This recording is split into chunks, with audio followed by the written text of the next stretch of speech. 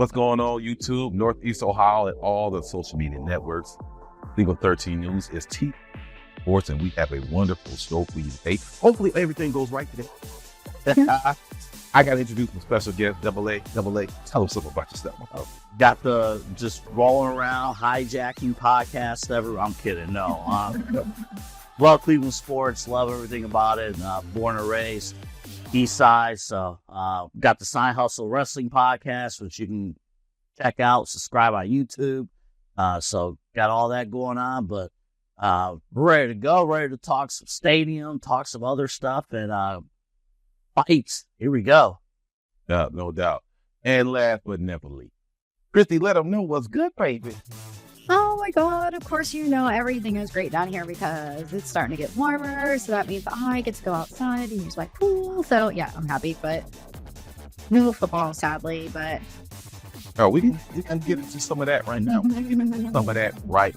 So as you well know, your boy Jimmy and Dee Haslam, The sausage? the sausage. They have finally decided to really put the screws to Cleveland, Ohio. Now, I don't know what Mayor Bibb is going to do. Nothing. But no, they can actually do something. No. You said, what will Mayor Bibb do? Nothing. Why you say that, though? Why you say that he can't do nothing, man? So he just had a State of the City address. He didn't even talk about the stadium at all. Like he's gonna let the Browns just walk out of downtown Cleveland. That's his prerogative. I know he's trying to move up in the political world, and it won't work. But he better figure something out. Because Browns, this moment, they're on their way to Brook Park. Yeah, somebody had the quote. They was talking about, but is it gonna be the Brook Park Browns? I was like, no. You know what I'm saying? Come on now, don't be stupid. You know what I'm saying? Christy, what do you think about before we really get into detail? What do you think? Okay, so at least we're getting noticed if they do move, and they're not moving a couple of states away. We are still going to be the Cleveland Browns. It may not be in downtown, but, they're going to do so much more with so much more property at Brook Park from what I can tell from here. And, if I were a Cleveland Browns fan, I should be excited about it because I'd be going to the Dome and I wouldn't worry about freezing my butt off in -9 degrees. So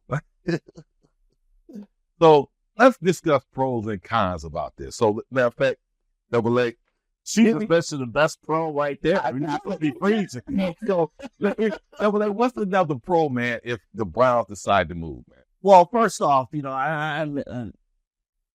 have so much space if they move. You got the parking area. Everybody's going to be together. You're going to be able to tailgate together. You're not going to have people on, at the Burke Airport, at West 6, at the Muni Lot, different spaces tailgating. The fans will be together tailgating. That's the first step. I already mentioned the indoor stadium and using that stadium. The biggest deal for the Haslams, being able to use that stadium year round. Not just 10 home days. Correct. But to be able to have Final Fours. I'm sure, the state championships of football, like that's going to be there every year. Like any of these special events that Indianapolis and some of these other cold weather cities that have domes, we're going to get here. And all that money is going to be driven back into the city of Cleveland. And there's already a bus line and a rapid line. This is going to be by the airport. You won't have a problem getting to the stadium. Correct. So what's the big deal? And it's going to create a lot of jobs for a lot of people. Like you said, they're going to put restaurants in there. I wouldn't be surprised if you seen a pilot flying J come in there just to get home. Why not? Off the highway. Yeah. Hotels. And they're supposed to be doing some renovation of the airport as well. Yeah. You know what I'm saying? So I think it's a wonderful thing. I can't wait. Yeah. And guess what? The local businesses they're already strip clubs are going to food. I mean, I'm sure they have great food, and people are going to. Probably we want to advertise that we're family oriented. So we're going to do, let's take that one off the table. Yeah, good. So do we have any more pros to this as far as revenue and jobs and location? Is there any more pros that you think would be helpful?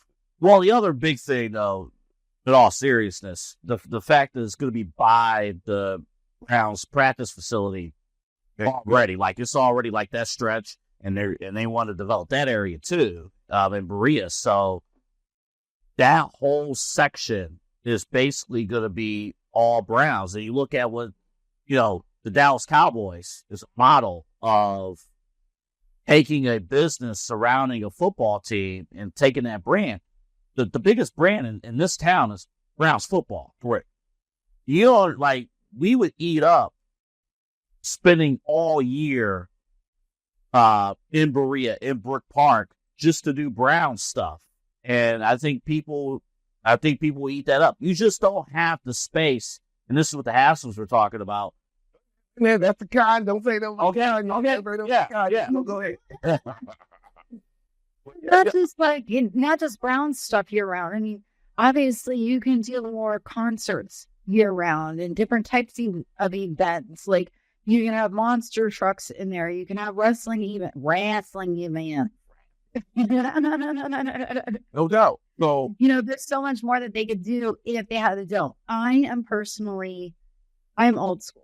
I like the elements being able to affect the teams, but now we're seeing that the elements really aren't affecting the teams differently. So, they just adjust to not having a passing game and start having a running game.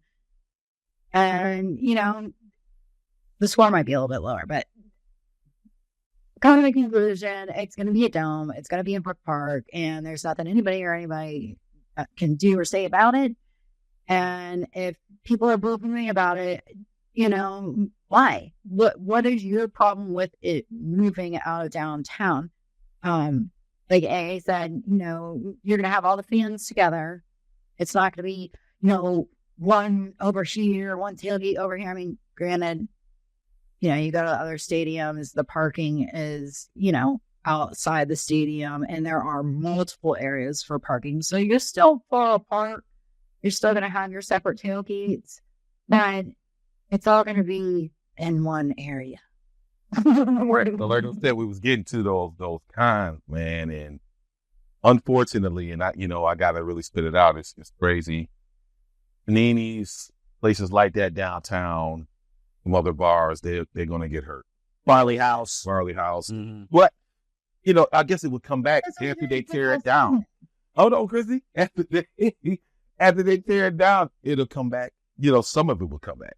But like, if I was them, I would just start, as soon as they start building Panini's and all the rest of the Barley House, they need to start buying some property. And they will. You know what I'm saying? And team up. And they will. The Barley House, I might be off on this, but Barley House, Town Hall, like that's ran by the same company, the same person. So best believe with the business relationships they have, there are one of the businesses that will be surrounding the stadium will probably be a new Barley House. Right, correct. Well, that will be there. I mean, you do feel for some of the other businesses. I understand that, but at the same time, you still have. It really depends on football season traffic, though. I mean, like, football season is only a couple months, and it's not every single weekend that they're getting the same foot traffic from football games. So how much are they really, getting out of being downtown and the Browns being in downtown too for those restaurants?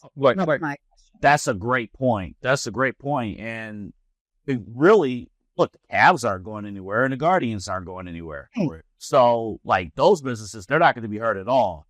I mean, that was the issue too with the separation, with Route 2 being there. It's like how many businesses really was benefiting from the Browns anyway, from downtown? Well, I would say the parking, that they're going to lose. The city's going to lose a lot. Ain't no more, giving me no bullshit meter. You know what I'm saying? So the meter maid thing, they going to be finding enough. Oh, man, don't start on the meter. Oh, man. Meters, they be going man. So the meter people used to work down there. Must it work down there? Some people, I'm not even supposed to stand up, but they make me mad.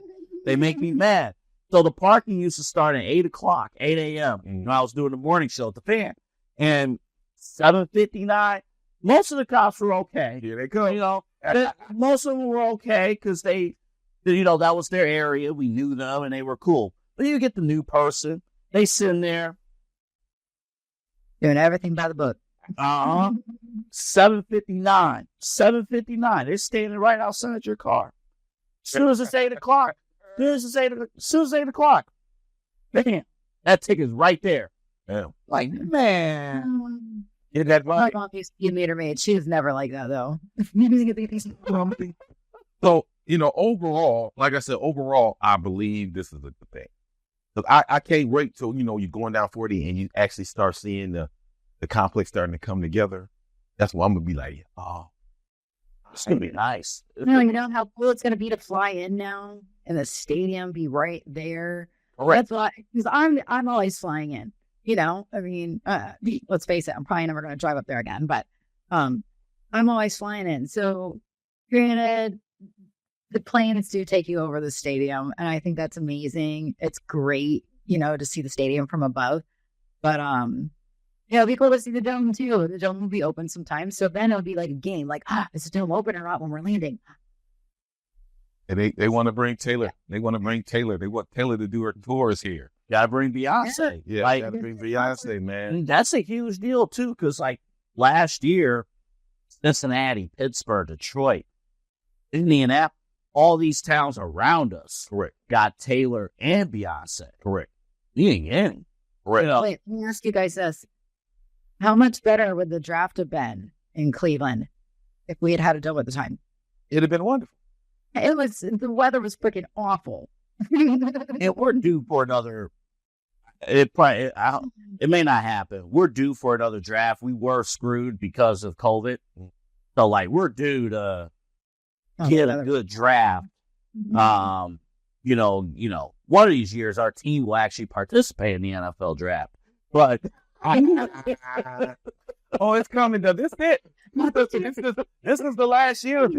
This is the last year of not having the number one pick. okay, Really, when you really get to that, though, really all of that is about is money. All that determines is you get more money in your rookie deal if you get picked in the first. That's it. It doesn't guarantee that your player is actually going to be an NFL, a great NFL player. Right. You know what I'm saying? Tom Brady, Russell didn't go in the first round. You got so many people that didn't go in the first round that are still in the NFL and they still prosper. They still doing things. There's so many first round busts and stuff like that. What was that? You know, Johnny. and all I don't that. see his name. But it is what it is, though. So, You could have at least said Justin Gilbert. oh man, both of them clowns. You know what Say it is. his name again. If you say his name 3 times, he'll show up. Stop. It's not 2 first round. Where is he at, man? Is Justin Gilbert even in the league anymore? No. Damn. You could go to the Pee Wee team. And kid ain't with you, huh? might be. He might be on one of our podcasts. So, Yeah. Hey, we'll bring him in. I ain't even tripping. Bring his ass on, goddammit. But anyway, y'all, man, y'all wildin'. So,